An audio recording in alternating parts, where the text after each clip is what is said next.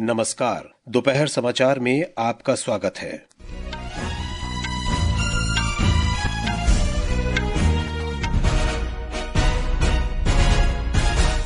प्रधानमंत्री नरेंद्र मोदी ने जम्मू कश्मीर में सोनमर्ग सुरंग का उद्घाटन किया।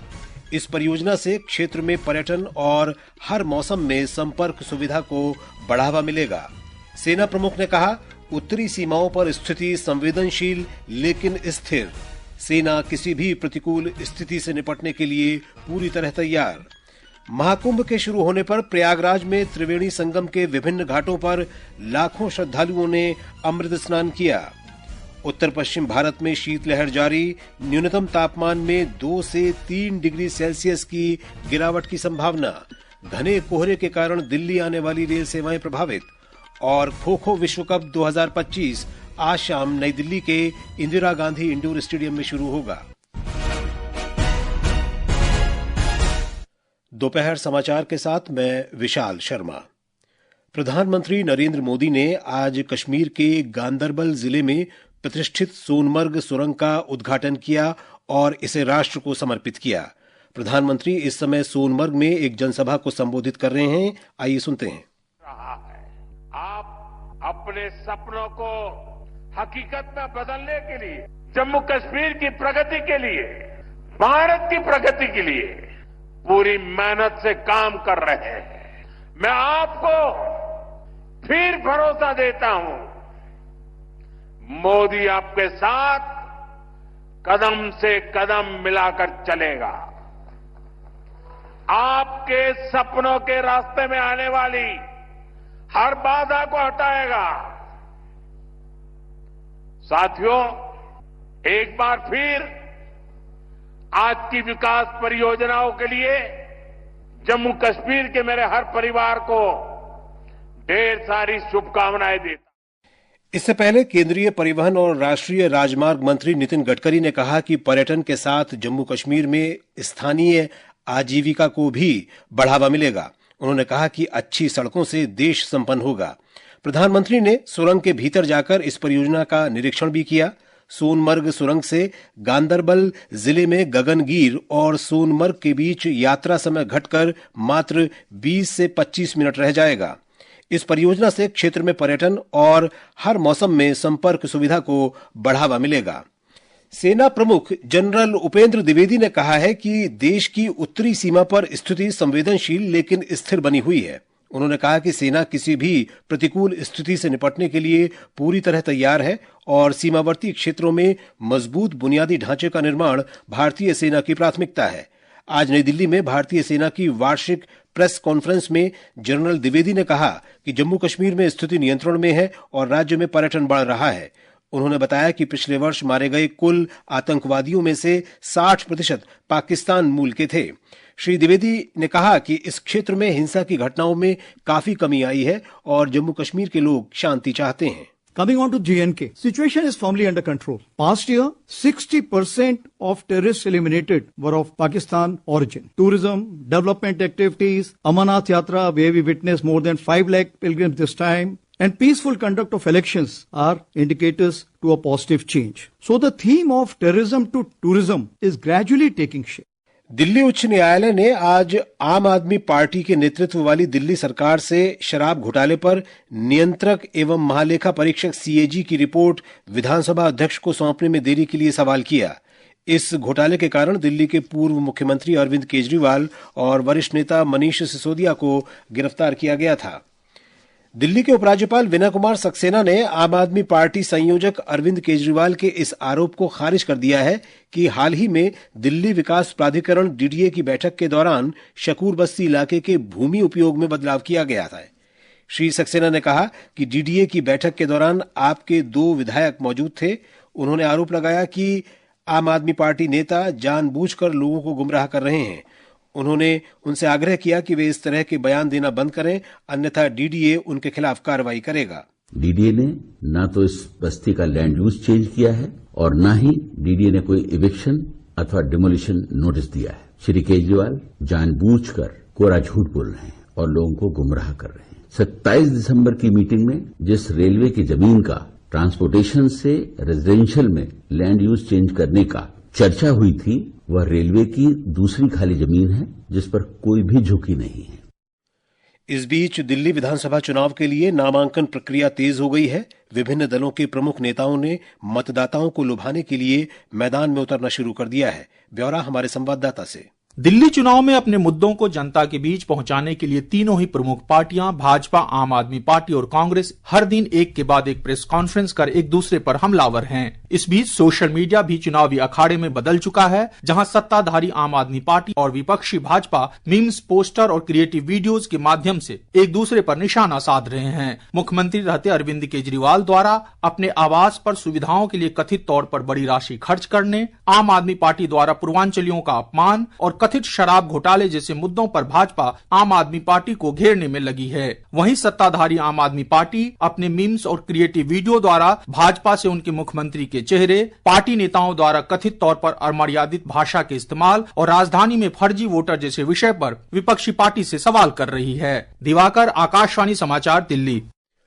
कांग्रेस के पूर्व अध्यक्ष राहुल गांधी आज शाम सीलमपुर में एक चुनावी रैली को संबोधित करेंगे। दिल्ली भाजपा इकाई के नेता और आम आदमी पार्टी के शीर्ष नेता भी अपने अपने उम्मीदवारों के पक्ष में समर्थन जुटाने के लिए अलग अलग इलाकों में प्रचार कर रहे हैं। आम आदमी पार्टी की वरिष्ठ नेता और दिल्ली की मुख्यमंत्री आतिशी आज अपना नामांकन पत्र दाखिल करेंगी। दिल्ली के मुख्य निर्वाचन अधिकारी आर एलिस वाज ने आज कहा कि दिल्ली विधानसभा चुनाव के लिए मतदान को सुचारू रूप से संपन्न कराने के लिए सभी मतदान केंद्रों की लाइव निगरानी की जाएगी। नई दिल्ली में उन्होंने कहा कि प्रत्येक जिले में एक नोडल अधिकारी नियुक्त किया जाएगा।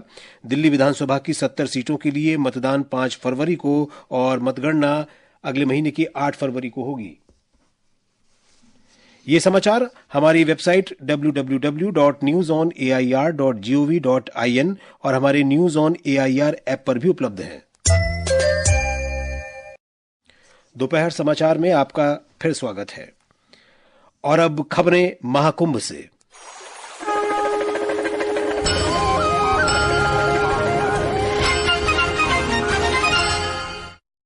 विश्व का सबसे बड़ा आध्यात्मिक और सांस्कृतिक समागम महाकुंभ आज पौष पूर्णिमा के अवसर पर प्रयागराज में अमृत स्नान के साथ शुरू हो गया।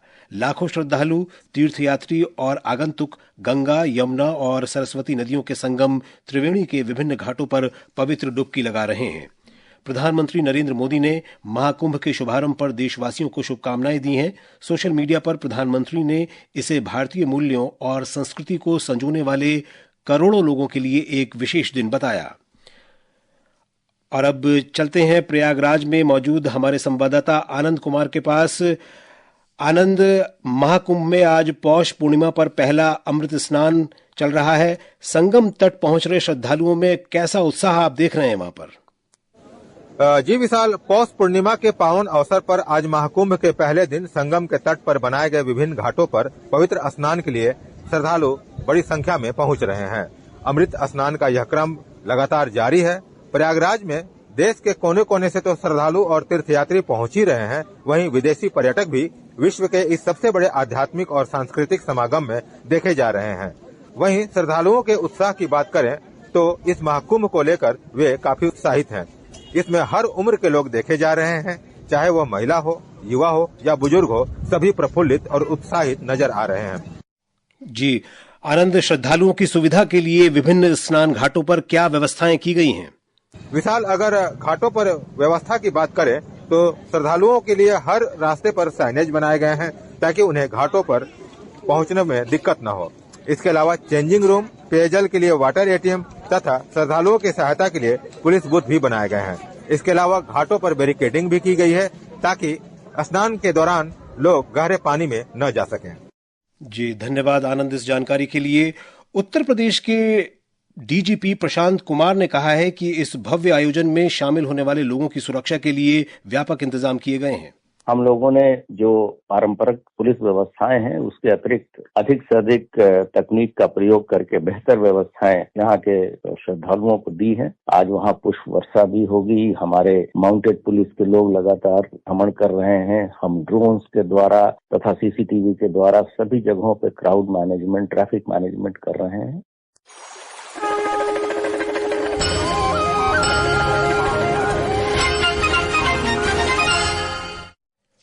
फसलों का त्योहार लोहड़ी आज विशेष रूप से उत्तर भारत के राज्यों पंजाब, हरियाणा, हिमाचल प्रदेश, दिल्ली, जम्मू और चंडीगढ़ में मनाया जा रहा है। पंजाब में खुशियों और भाईचारे का त्योहार लोहड़ी हर्षोल्लास के साथ मनाया जा रहा है। देश के अन्य भागों की तरह यहां भी अग्नि जलाने और मानव जाति की खुशहाली और समृद्धि की प्रार्थना करने की रस्मों के साथ त्योहार मनाया जाएगा। एक रिपोर्ट।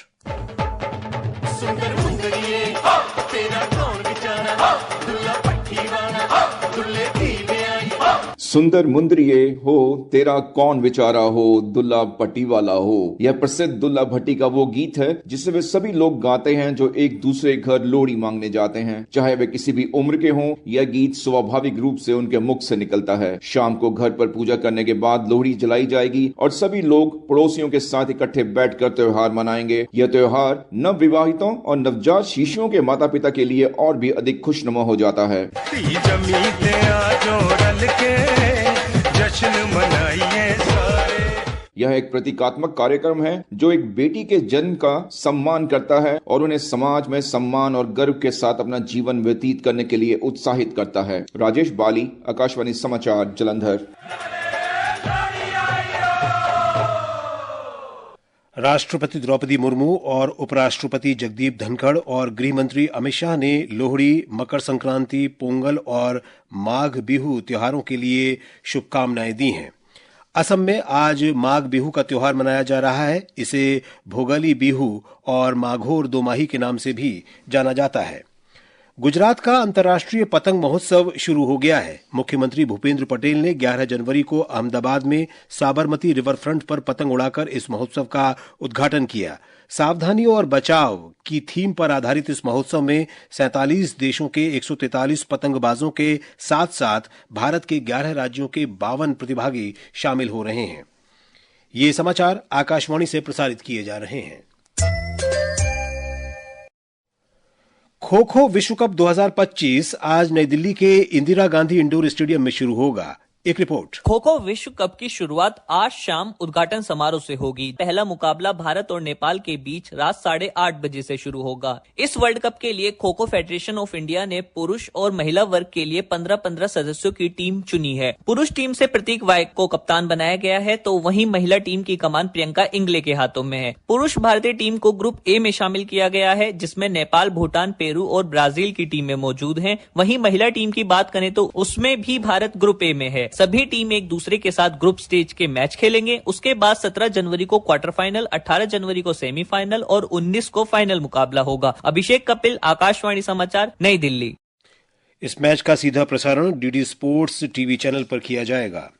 महिला हॉकी इंडिया लीग में आज श्राची राढ़ बंगाल टाइगर्स का मुकाबला जेएसडब्ल्यू सूरमा हॉकी क्लब से रांची में होगा। मैच शाम 6 बजे से शुरू होगा। महिला हॉकी इंडिया लीग की शुरुआत रांची में एक शानदार समारोह के साथ हुई। मौसम विभाग ने आज पंजाब, हरियाणा, चंडीगढ़, हिमाचल प्रदेश, ओडिशा और उत्तर प्रदेश के कई हिस्सों में रात और सुबह के समय घना कोहरा छाए रहने का अनुमान व्यक्त किया है। अगले 2 से 3 दिनों तक राजस्थान, बिहार, उत्तराखंड, उप हिमालयी, पश्चिम बंगाल, सिक्किम और पूर्वोत्तर राज्यों में भी इसी तरह की स्थिति रहने की उम्मीद है। राष्ट्रीय राजधानी क्षेत्र दिल्ली में घने कोहरे से दृश्यता कम होने के कारण कई रेलगाड़ियां देरी से चल रही हैं। रेलवे के अनुसार दिल्ली आने वाली 12 ट्रेनें 2 घंटे विलंब से चल रही हैं। और अब अंत में मुख्य समाचार एक बार फिर। प्रधानमंत्री नरेंद्र मोदी ने जम्मू कश्मीर में सोनमर्ग सुरंग का उद्घाटन किया। इस परियोजना से क्षेत्र में पर्यटन और हर मौसम में संपर्क सुविधा को बढ़ावा मिलेगा। सेना प्रमुख ने कहा, उत्तरी सीमाओं पर स्थिति संवेदनशील लेकिन स्थिर। सेना किसी भी प्रतिकूल स्थिति से निपटने के लिए पूरी तरह तैयार। महाकुंभ के शुरू होने पर प्रयागराज में त्रिवेणी संगम के विभिन्न घाटों पर लाखों श्रद्धालुओं ने अमृत स्नान किया।